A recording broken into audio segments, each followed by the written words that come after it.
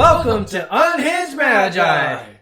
We're back to talk about some icy topics today. Yeah, it's going to be really cold up in here. Yeah, we're going to just freeze your brain and bring you guys all the way back to the Ice Age.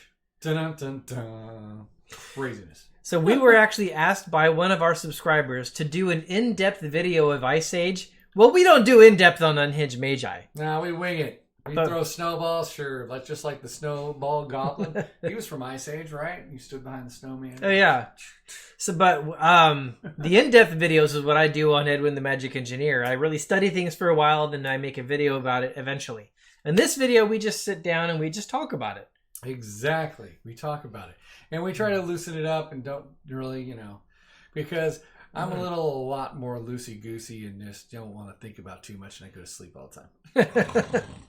Well, we had two very different experiences in Ice Age, because Ice Age is when I first started playing Magic, right around Ice Age Alliances. And so that was a massive period of excitement for me that kind of brought me into Magic. So that was a really cool thing, but Dan didn't have exactly that experience. From my experience, I was still doing the tournament thing, and they said really terrible things to me, like, you can't play with dual lands in this tournament. You can't play with anything. You have to play with these things like that ping you. You had to use your pain lands, right? To me, that was stupid. I didn't like that. They should just play with the cards and let's get playing and let's have some fun. Nope, you can't play it. You can't do that. Now I have to use Ice Age cards. You can't use that counter spell. You've got to use the Ice Age counter spell. It's the same damn card. They actually told you have to use an Ice Age counterspell? Yes. Who said that? That was in my tournament. It was at the school. It was at the one in Irving. I think. Well, that's never actually been DCI rules, though, right? They that's probably what they didn't. Told me. They probably didn't know. Yeah. Well, okay, that would have irritated me too. Okay, and I couldn't play with my Animate Deads. I had to only use Dance of the Dead, which is fantastic. I like the card. Don't get me wrong, and the artwork is awesome. Okay, but I couldn't use Animate Dead. I had to take it out of my deck. We should probably give them a little bit of background. There's actually, Ice Age is a really interesting set. This isn't going to be in-depth, but I will lay some history on you guys.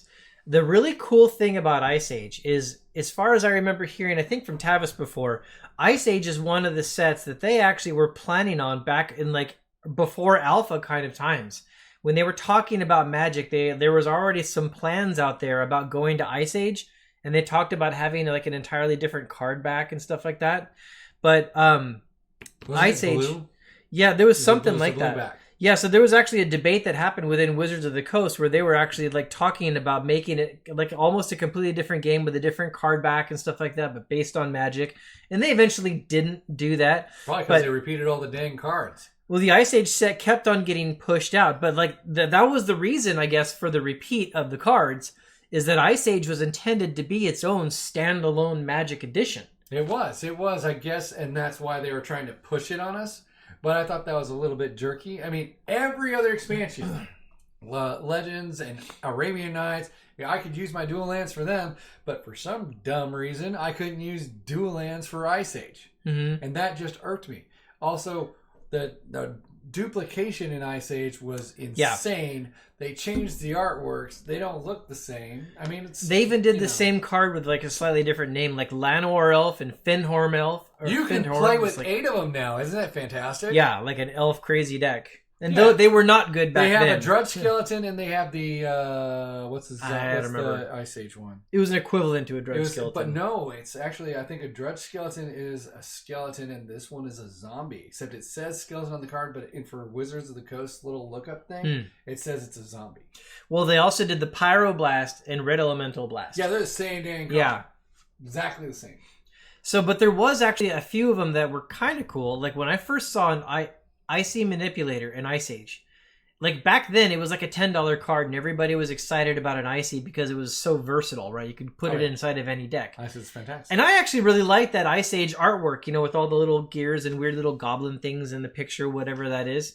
But then for the first time I actually saw the original Icy Manipulator with that sphere being held by the hand, and I thought it sucked. He just said, no, this is terrible. No, I wanted it badly. I think the first one I ever saw was an unlimited Icy Manipulator, and it just looked so beautiful, like in this case inside of a shop or something like that. But anyways, like until then, I actually really liked my Ice Age Icy Manipulator. But yeah, they play the same. there was a few very iconic cards though that happened in Ice Age that really kind of like dominated everything. Some of them from like a player, like players liked it and like they considered it very high in value, and other ones actually dominated formats. So there's two of them that actually come to mind. Go ahead. So the first one that actually dominated formats is this little guy right here, Necropotence. Yeah, I'm sure you've never heard of it.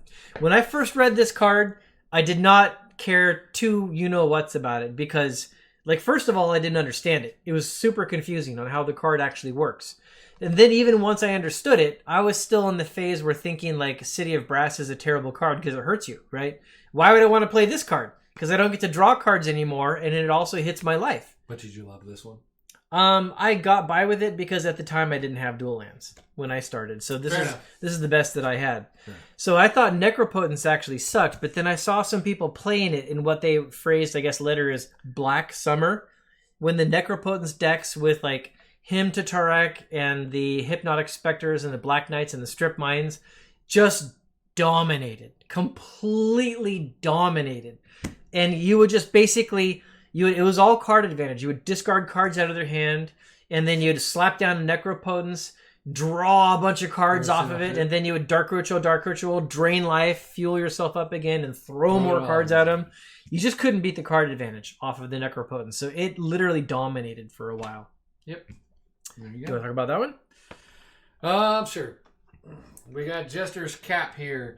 You sacrifice it, look through the target player's library, remove any 3 cards, and then reshuffle the library afterwards. So Jester's Cap, which is actually really cool. This is actually still, to me, it's still a really cool card because it can shut down a combo deck. You can shut down a combo deck in a heartbeat if you can get onto the board and really twiddle it and then pump the 2 into it. So you really need that mana draw. But being able to remove the cards from their actual deck, you can just destroy them. So, Inquest, he's going for the price guide. These were huge. These were actually really expensive. Along with, can I go ahead and go to Jester's Mask too? Yep. Okay. Then we have Jester's Mask here. He doesn't really get enough play right now. I mean, he's a relatively inexpensive card, but you can sacrifice it and look through target player's hand and library and give a player a brand new hand. So it's kind of like you get to control everything they do. It's similar to the card that he crushes people with in your deck. The one with the... It doesn't do the exact same thing. I wasn't listening to it because I was getting ready for something. You give a player a brand new hand. So... Oh, well, Time Twister does that. No. I'm talking about the artifact deck that you made that has the Gifts Ungiven. Mindslaver. Oh, that one, the Mindslaver. Yeah. But the downfall is he comes into play tapped. And this one it doesn't come into play tapped, right? So Jester's Cap, in my opinion, was always better. So I got this out because this is an Inquest. This is my Inquest from 1996. I've had this one for an awful long time. This was the first magazine that I bought when I first got into Magic and I was trying to figure out card values. And I came into here because Ice Age is actually inside here. And the most expensive card, you probably can't see it. It's probably going to be way too much now. It's way too reflecty. Jester's Cap is the most expensive card in the entire set of Ice Age. And it was at $30. And the people who made this magazine were like, they were actually complaining about it. It was the number one card for like the longest time in previous editions. And finally, when Alliances came out, Alliances knocked Jester's Cap off being the top card in their top 10. And they were actually so happy about it. They wrote down like, yeah, this evil card is knocked off of the top 10. And at that time, which is funny, like it went to Balduvian Horde, they considered the best card, which is just junk. It's a terrible card. I mean, Cap beats that any day of the week. So, then, which was your favorite, Jester's Mask or Jester's Cap? Between those two, Jester's Cap, for sure. Okay. But my actual favorite card in all of Ice Age is actually this one. I have like one foil in there. There was no foil back then. That was a time-shifted one. But this one, Stormbind. was absolutely my favorite card in Ice Age. My first tournament decks that I built were red-green decks that were built around Stormbind and Urnam Jin. Yeah, Lightning Bolt, Incinerate, Llanowar Elves. And what I would do is I had Curd Apes. I would have like these aggressive creatures. And they would the deck would come out with creatures and hit hard. And then it would like throw Lightning Bolts and Incinerates at you. And if it ran out of directable damage, then the Stormbind would come out and all the new lands I had would get thrown at your face with Stormbind. Actually, that's not a bad idea. It's good. It was actually a really good deck. And I started liking Stormbind just because it turned like any card into my hand was at least like 2 damage that I could direct at something with the Stormbind. So I always liked Dredge. So mine was Spoils of War. You can, as long as you can throw stuff into people's graveyards, you can actually utilize that with this and put +1/+1 counters on your stuff and then just mop the floor with anybody. Mm-hmm. Now, unlike Dan, I actually did like the Painlands quite a bit. Because, like, at the time, and this is so funny to say now. I mean, we have City of Brass. The dual lands were like $20, $25 each when I first started. And I was just like, oh, those are so expensive. Like, I remember I saw this kid show up with this deck filled with dual lands. It was Mishra's Factory, dual lands, Ivory Towers. Like, it wasn't a super complicated deck, but he could just cast, like, any color, anything. And I lost terribly to this deck, and I remember being so upset that the kid beat me just because he could outspend me. And that was like when dual lands were $20. Ooh.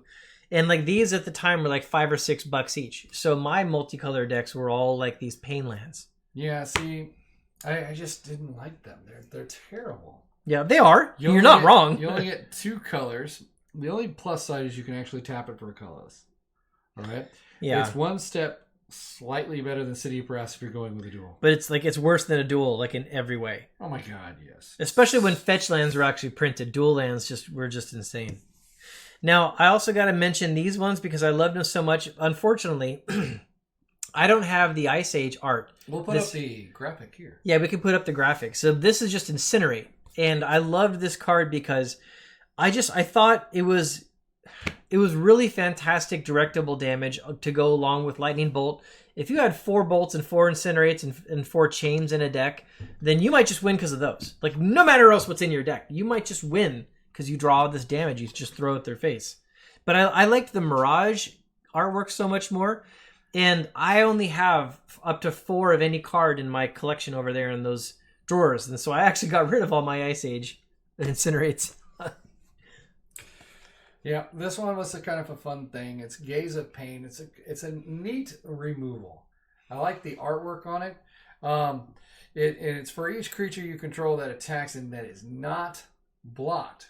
Okay, it's not blocked. So if you're doing with your weenie deck and that kind of stuff, and you can get through with a lot of weenies, and they have a big creature and they can kill like one of them off, you can actually finish off a creature because you can say it deals no damage, and then you can have all that damage instead transferred of its power to any target creature.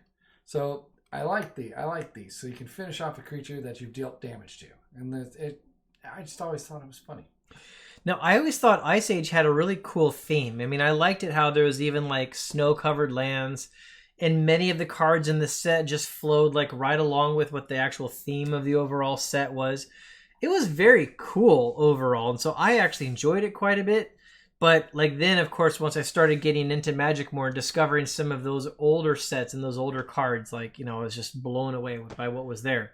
Because the power level was just so much greater than what you could find with anything in Ice Age. Yeah, I never liked Ice Age because of all the duplicates and all the facts that they keep saying that you can't play with this, you can't play with that. We have a specific type now. Throw your legends in the garbage because we're done with that. Mm-hmm. And I'm just like, I hated that. That just drove me nuts. Now, what's amazing to me is like the price of sealed boxes of Ice Age is incredible to me. They're like almost $1,000 a box. And then if you crack it open, you get like $50 worth of cards. I mean, there are some cards that are going up in value, but like most of them are just like, no. I mean, the artwork on these cards are fantastic. I've always said that. I mean, I love Dance of the Dead's artwork. It's one of my favorites. And I love the Spoils of War artwork. Certain things that they can keep. Jester's Mask was just cool. I just wish it came into play. Not tapped.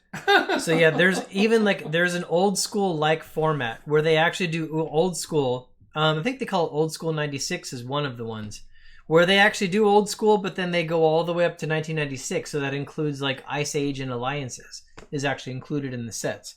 And that does change the decks quite a bit, actually.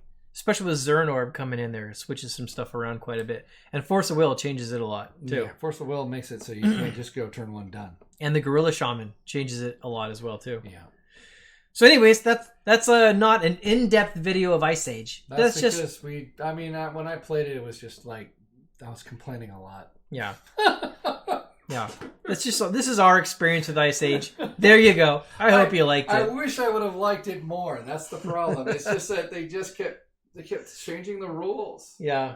So thanks a lot, everybody, for tuning in. I hope you have a great day. And don't forget to like the channel, subscribe to the channel, and consider being a member. Look for that little join button down below. Please, please, please. Okay. Bye. All right. Bye, everybody.